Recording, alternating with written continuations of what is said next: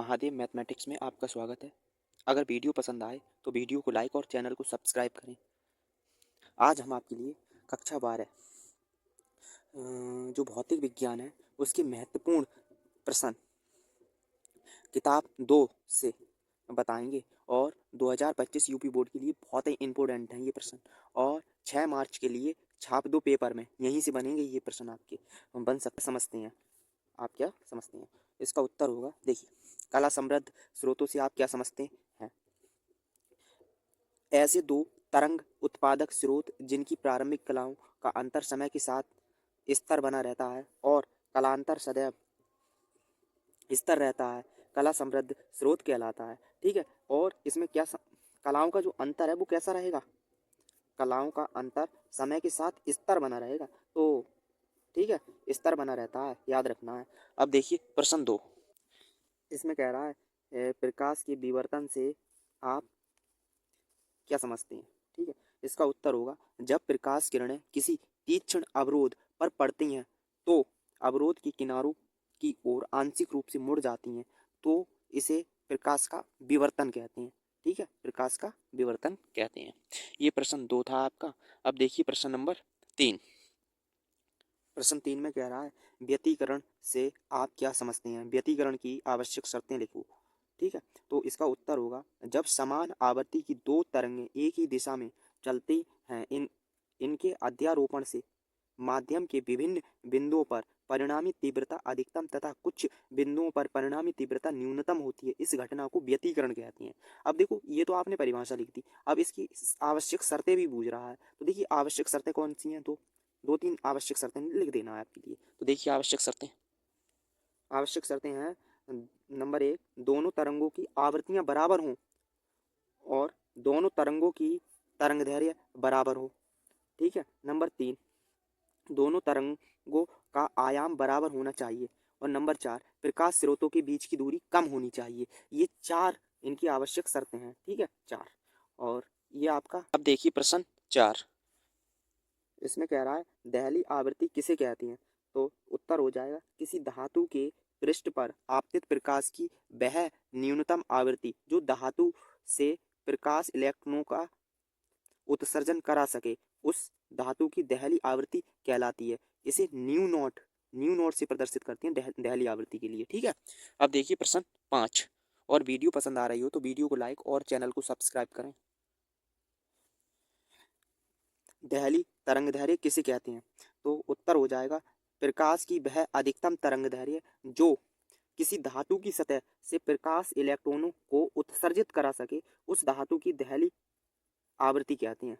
इसे आवृत्ति के लिए लैम्डा नॉट से प्रदर्शित करते हैं दहली तरंगदैर्घ्य के लिए। ठीक है, अब देखिए प्रश्न 6।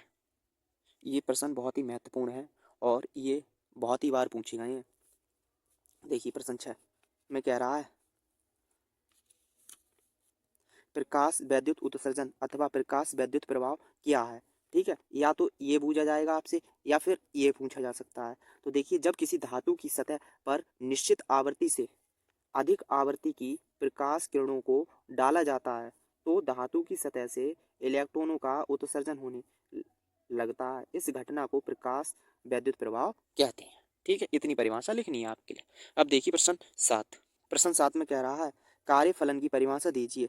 देखिए, इसका उत्तर लिखना है, आपतित प्रकाश के एक फोटोन की वह न्यूनतम ऊर्जा जो किसी धातु से प्रकाश इलेक्ट्रॉन उत्सर्जित कराने के लिए आवश्यक होती है, उस धातु का कार्यफलन कहलाती है। ठीक है, कार्यफलन कहलाती है। ये हो गया प्रश्न 7। अब देखिए प्रश्न 8। प्रश्न 8 में कह रहा है परमाणु क्रमांक किसे कहते हैं? तो इसका उत्तर हो जाएगा, परमाणु के नाभिक में उपस्थित प्रोटॉनों की संख्या को परमाणु क्रमांक कहते हैं। उपस्थित किसकी संख्या? प्रोटॉनों की संख्या के लिए परमाणु क्रमांक कहते हैं, याद रखना है। ठीक है, अब प्रश्न 9 देखिए। इसमें कह रहा है परमाणु भार या द्रव्यमान संख्या किसे कहते हैं? परमाणु के नाभिक में उपस्थित प्रोटॉनों तथा न्यूट्रॉनों के संख्याओं के योग को परमाणु भार कहते हैं। प्रोटॉनों और न्यूट्रॉनों के जो संख्याओं को योग के ही परमाणु भार कहते हैं। ये हो गया 9वां प्रश्न। अब देखिए प्रश्न 10वां प्रश्न 10 में कह रहा है नाभिक की बंधन ऊर्जा से क्या तात्पर्य है। तो उत्तर लिखना है नाभिक की बंधन ऊर्जा वह बाह्य ऊर्जा है जो नाभिक के न्यूक्लियनों को परस्पर अलग अलग करने के लिए आवश्यक होती है। तो इसे ही बंधन ऊर्जा कहते हैं। अब प्रश्न देखिए 11वां। इसमें कह रहा है नाभिकीय संलयन प्रक्रिया क्या है, उदाहरण दीजिए। उत्तर लिखोगे दो हल्के नाभिकों के संयुक्त होकर एक भारी नाभिक बनाने की प्रक्रिया को नाभिकीय संलयन कहते हैं। देखिए इसका उदाहरण देखो। उदाहरण में जब ड्यूटेरियम और ड्यूटेरियम के दो अणु की आपस में क्रिया कराएंगे, अभिक्रिया होगी, तो इसमें एक और एक प्रोटियम और चार चार इलेक्ट्रॉन वोल्ट ऊर्जा निकलेगी, ठीक है, मुक्त होगी। तो इसकी परिभाषा आपके लिए समझ में आई गई होगी। मिली इलेक्ट्रॉन वोल्ट ऊर्जा उत्सर्जित होगी।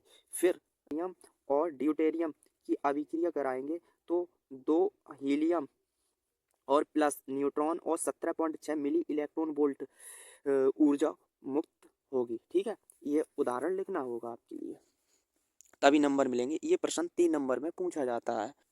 12 इसमें कह रहा है नाभिकीय विखंडन से आप क्या समझते हैं।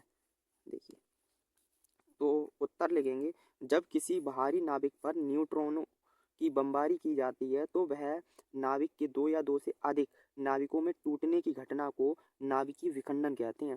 देखिए उदाहरण भी देना पड़ेगा आपके लिए। उदाहरण में लिखोगे जब 92 यूरेनियम 235 पर न्यूट्रॉन की बमबारी कराई हमने, तो ये बनेगा 92 यूरेनियम 236 और फिर हमने यूरेनियम 144 बनेगा प्लस 36 क्रिप्टॉन 89 क्रिप्टॉन प्राप्त होगा और तीन न्यूट्रॉन और ऊर्जा प्राप्त होगी। ये ही। अगर वीडियो पसंद आई हो तो वीडियो को लाइक और चैनल को सब्सक्राइब करें और